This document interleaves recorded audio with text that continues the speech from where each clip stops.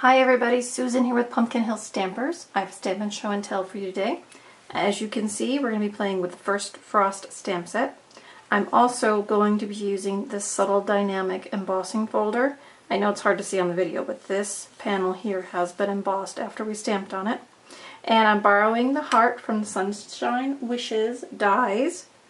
Okay, as you know, I've been busy worrying about making enough Valentines for the local flower shop, so this is another one I came up with. Now, last month I showed you another card using this stamp set in these colors.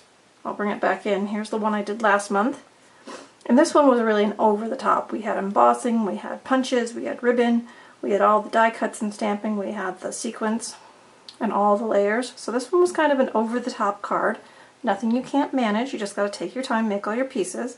But I stepped it down just a little bit to make it a little bit simpler for today. So I'm just going to show you how I did this one, and let's go ahead and get started, okay? Now remember, when you need the instructions, all you got to do is subscribe to the Show and Tell newsletter. It comes out on Tuesdays. So you can do that below on my link in the details under this message here on YouTube, or you can visit my website, pumpkinhillstampers.com, and you can subscribe to that Show and Tell newsletter right from there. And you can subscribe to get all of my blog posts, because I'm not only sharing here on YouTube this year, I'm also sharing extra projects on my blog. So if you want more inspiration from me, I hope you do, please come visit me at the website. So, alright, here is our kit. So I have in my envelope my thick Whisper white card base, my mounting red piece. This is going to be the panel on the front. This is where we're going to get our flowers from, and then we're going to put it all together. So I'm going to do all the stamping first, and then we're going to do the big shot work, and then we're going to put it together. So, and I'll tell you why I have that wax paper in just a minute, but let's do the stamping first. Okay, so I'm going to bring in my real red ink. Now remember, these are a distinctive stamp. So that means when you ink it and stamp it, you're going to get all this variegated image without having to stamp off or stamp off some.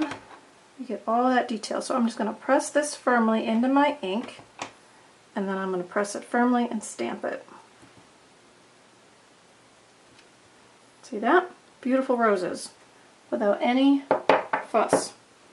Now, in addition to stamping the roses, we're going to stamp on the panel that's going on the front of our card.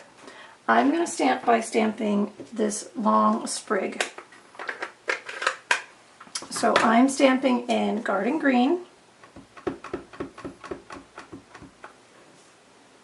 And I'm just going to bring this across, kind of like a banner, but it's going to be stamped.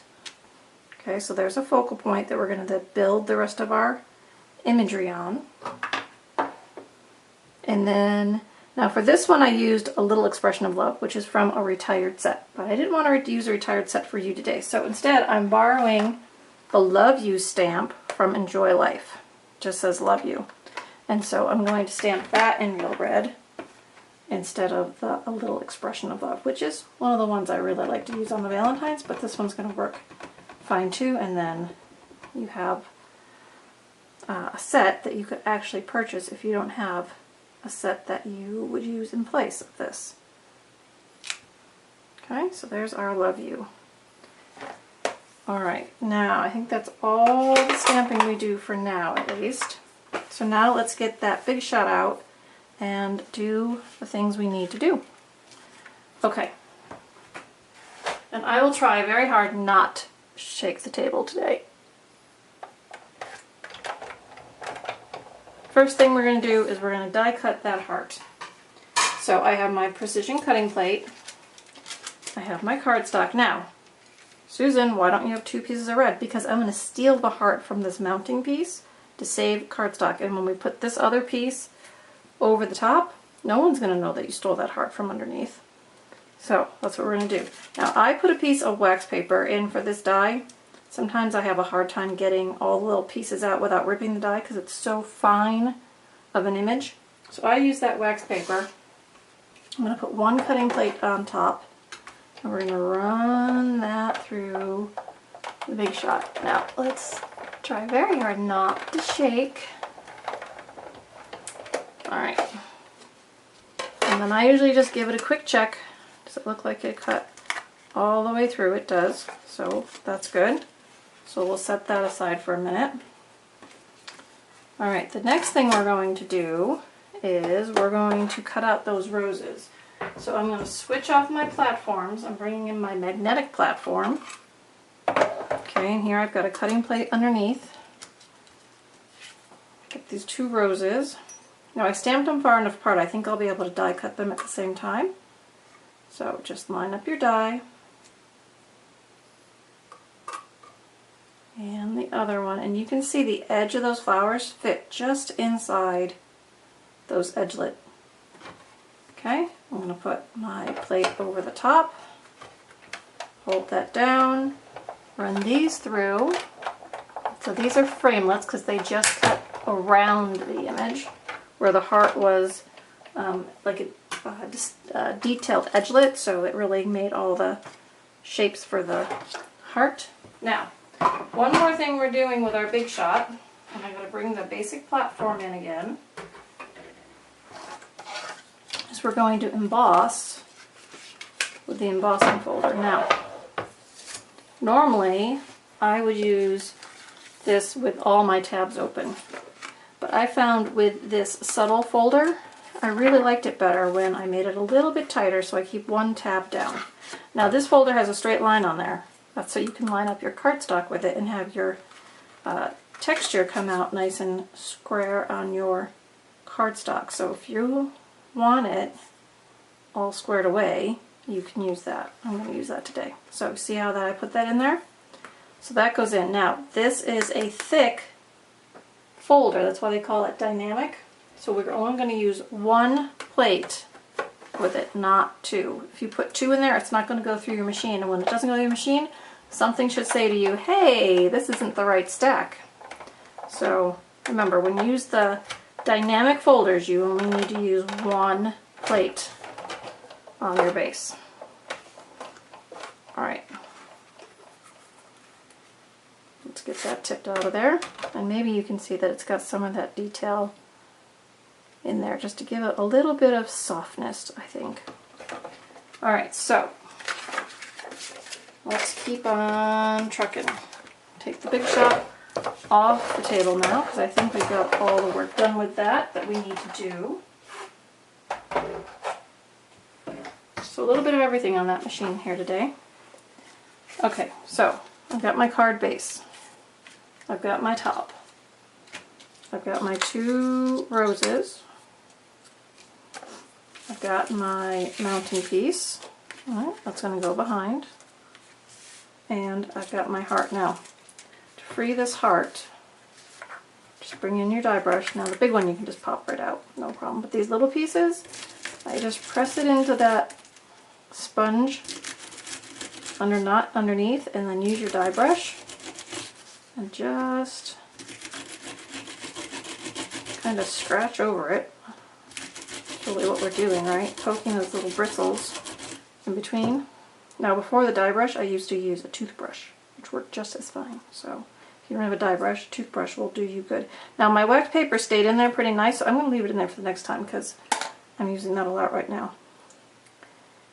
Alright, so here is my heart, and see how those are all those super fine lines for that heart image. So using that die brush and using that wax paper layer helps me get that without ripping it. Okay, here we go. Let's put this baby together. So start with our layers. So flip it over and add your snail.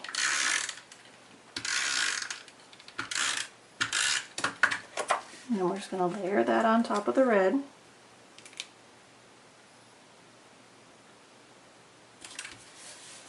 Now this one I'm going to put on with dimensionals, so flip that over.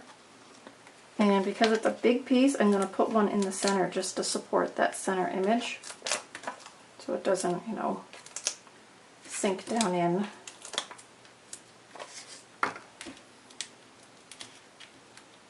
Pull all those backers off.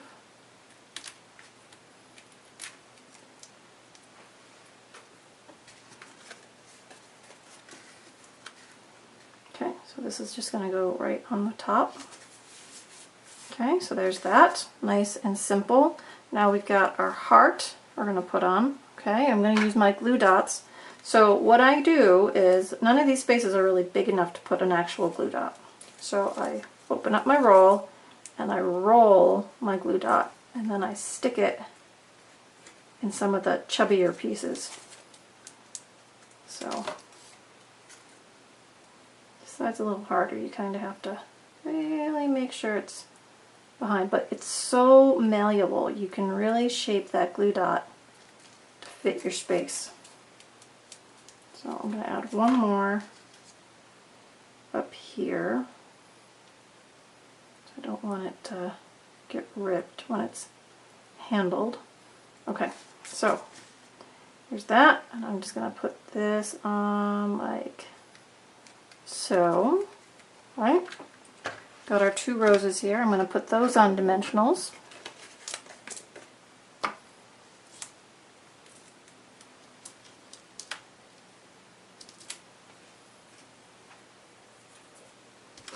Okay, so I put the bigger one here, and I put the smaller one there, and if you want to do more flowers or less flowers or one flower, you do it the way you want to. Remember, it's your card, you make it your way. Now, but we are making a card, so we're going to stamp the envelope.